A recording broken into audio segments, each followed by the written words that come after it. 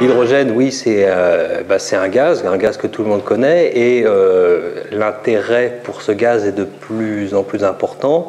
Alors pour plusieurs raisons, et l'une des raisons, c'est que c'est un gaz qui peut être utilisé comme une énergie, soit directement comme un combustible dans un moteur thermique, soit également dans une pile à combustible.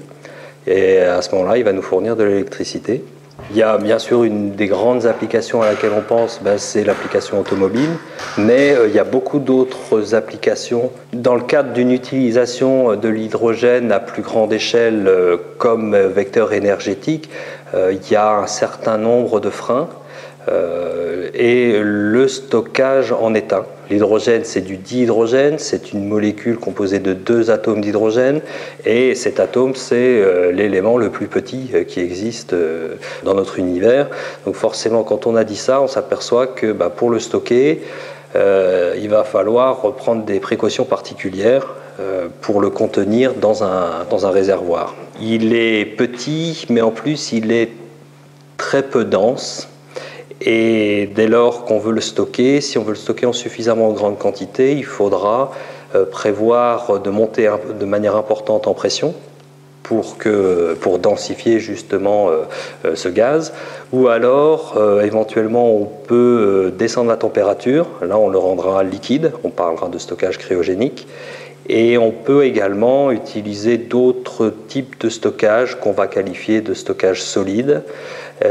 Ces matériaux qui ont des spécificités, qui sont capables de se comporter comme des éponges vis-à-vis de l'hydrogène, des matériaux qui restent lourds mais qui peuvent emmagasiner des quantités importantes d'hydrogène. Pour comprendre les phénomènes qui se produisent lors de l'activation, l'absorption d'hydrogène par ces matériaux intermétalliques, déjà on les fabrique en lien avec une entreprise qui s'appelle Maytech, basée à Dole.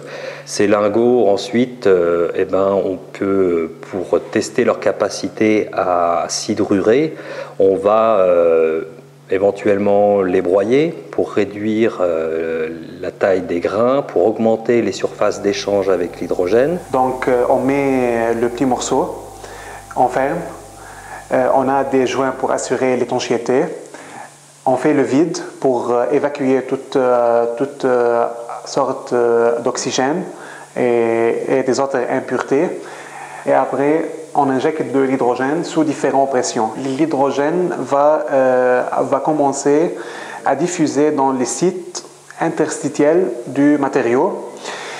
Donc, imaginons on a un cube, l'atome de l'hydrogène va entrer dans ce cube et il va créer une déformation dans la maille du morceau. Et c'est en permanence, on voit la dégradation du morceau à cause de cet effet. Aujourd'hui, on sent bien qu'il y a une grosse volonté des industriels, mais aussi des partenaires politiques et économiques pour arriver à des solutions concrètes et économiquement viables.